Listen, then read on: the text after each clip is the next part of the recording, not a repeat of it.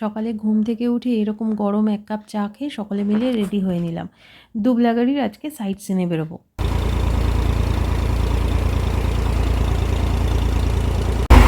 বোটটা বেশ ভালোই দুলছে, সবাই এখানে বসে আছে, কিছু না কিছু ধরে আছে। একমাত্র আমার বাবা বীর পালোয়ান, ঠিক আছে, কিচ্ছু না ধরে ওখানে দাঁড়িয়ে রয়েছে। প্রচুর ব্যালেন্স তার, কথা বললে কথা শোনে না। ডুবলাগাড়ি ঘুরতে গিয়ে এই বোট রাইডটা না করলে সত্যি আমরা অনেক কিছু মিস করতাম। আমাদের প্রত্যেকের এত ভালো লেগেছে, 1 ঘন্টার সময়টাও যেন তখন কম পড়ে গেছে। মনে হচ্ছে আরেকটু বেশি থাকলে বোধহয় আরও বেশি ভালো লাগতো। দূরে এই আইল্যান্ডটা দেখা যাচ্ছিল, মানে প্রথমে কুয়াশার জন্য অস্পষ্ট ছিল।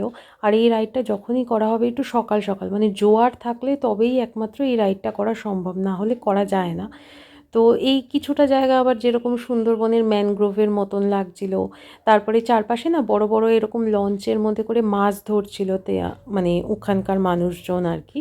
তো সেগুলোও দেখতে বেশ ভালো লাগছিল। মানে সবটা মিলিয়ে ভীষণ ভালো লেগেছে, খুব ভালো এনজয় করেছি। এবং আমি সাজেস্ট করব যে মানে যদি কেউ কোনো সময় এখানে গিয়ে থাকো তাহলে অবশ্যই এই বোট রাইডটা করো। সুন্দরভাবে বোট রাইড করে 1 ঘন্টা কাটিয়ে তারপরে আমরা রিসর্টে ফিরে এসেছিলাম। সেখানে এসে লাঞ্চ করে আবার বিকেলবেলা বেরোনোর প্ল্যান ছিল। মানে ওখান থেকে আমরা গিয়েছিলাম ইমামি জগন্নাথ মন্দির আর ক্ষীরচোরা গোপীনাথ মন্দির। মানে এই দুটো হচ্ছে ফেমাস, এছাড়াও আরও অন্যান্য দেখার জায়গা আছে, কিন্তু আমাদের হাতে সময় খুব একটা বেশি ছিল না। আর আমরা শুধুমাত্র এই দুটোই লিস্টে রেখেছিলাম। তো পৌঁছতে পৌঁছতে বিকেল হয়ে গিয়েছিল। আর সেদিনকে ছিল শনিবার, প্রচণ্ড ভিড় ছিল, মানে মন্দিরগুলোতে অস্বাভাবিক ভিড়। আর এই ক্ষীরচোরা গোপীনাথ মন্দিরে মানে ছবি তুলতে দেয় না, ভিডিও করা যায় না, সেই জন্য সেটা আর করতে পারিনি। তবে এই যে মানে জগন্নাথ দেবের মন্দির, ইমামি জগন্নাথ মন্দির, এটা অসাধারণ লেগেছে। মানে এত সুন্দর সাজানো গোছানো।